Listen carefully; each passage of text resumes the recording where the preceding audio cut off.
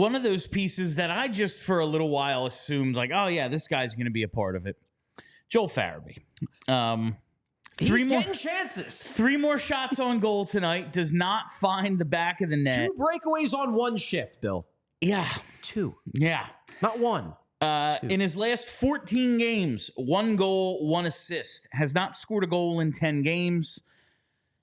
It's just like, I know you're doing things right, but at what point is it? That's not enough. Yeah. We're talking about the first 25 games of the season. There's a lot of season left, but it's not as if that's not a sizable chunk of the year. Yeah, it is. And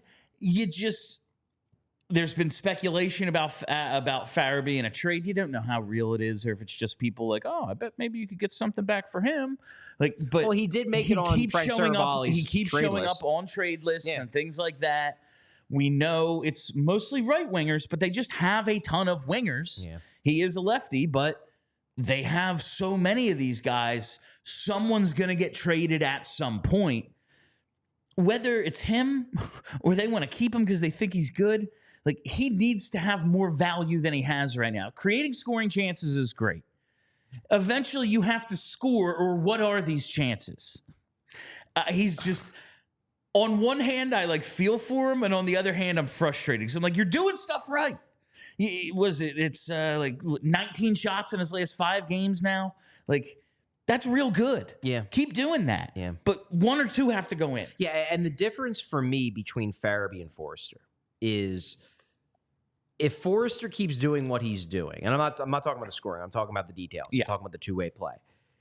He's a guy who I can accept not scoring or going through some slumps, because when he's on the ice, the Flyers are out chancing, out shooting, and outscoring the opposition, even if he's not the one getting the goals or putting up the points. I can accept that. That's the kind of player I think Tyson Forrester is, and the type of player I think he's going to be. Joel Farabee, on the other hand, is not that guy. He is not a two-way play driver. I'm looking, I said over the last 8 games, Tyson Forrester around a 54% expected goal rate. Over those same 8 games, Joel Farabee is at 48.66.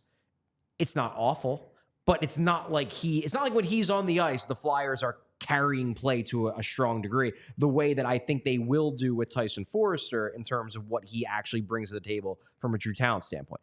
Joel Farabee has not in his career, and still is not right now, even though he's creating all these chances, he's not driving play. The Flyers are not controlling the territorial battle when he's on the ice. And if he's not going to do that, then he's got to score. And yes, he's creating the chances. And yes, I do believe that if he keeps this process going the way it's going, the goals will ultimately come. But they're not coming. And he's not bringing anything else to the table from a two-way standpoint, and he hasn't for pretty much his entire career. He is a scorer. He is a scoring winger. And I think he could be a darn good one. But to be a darn good scoring winger, you have to score. And right now, he's not. I don't think he has a finishing problem in terms of true talent level. He has a career 12.6, I believe, % shooting percentage. League average is like 10. Totally acceptable. He's above league average in terms of shooting percentage. This is a new problem. And all I can say is that he's snake bitten. The problem is that how long can you stay snake bitten before the process falls off? That remains my worry. Like, how much longer can he keep doing all these good things and not get rewarded for them before he just starts running around, losing structure and trying to cheat and do all those things, and then suddenly he's a total liability and he's still not scoring? That's my worry. It's just, what do you think he is? Like, you have always been a supporter of Joel Farabee. Where do you think he fits in a good team's lineup? Well, I think in an ideal world, he is a really good second line winger with a really good center. I think that is his ideal spot. You know, whether that's on the first line, the second line, maybe you bounce him back and forth. If he hits his ceiling, I think he is like a, maybe like a 30, 35 kind of guy, where that's where you count on him every year.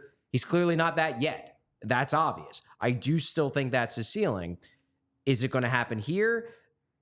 I believe it was, I think it was Anthony DeMarco who reported this, and it makes a lot of sense that the general consensus from other teams about Joel Farabee is that he's a guy that really gets hurt in Philly because of the center problem. And I think that is probably true. That if he joined a team, like if he joined I mean, I know this is hard because obviously they're great, but like if he joined Tampa, where it's like, oh, well, you can play with Braden Point, or like if you're not playing with Braden Point, you're playing with Steven Stamkos, and if you're not playing with Steven Stamkos, you're playing with Nikita Kucherov. On those teams, he would be great. He would be a 60, 65, 70-point guy.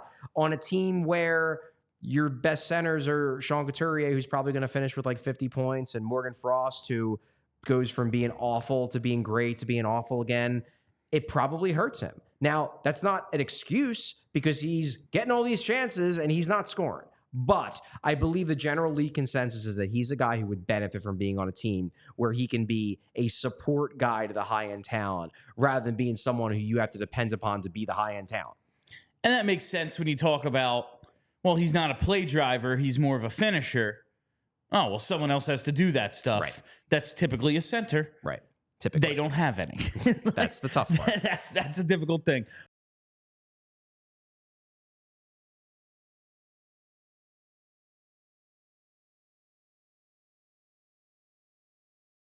We all silly like the mayor.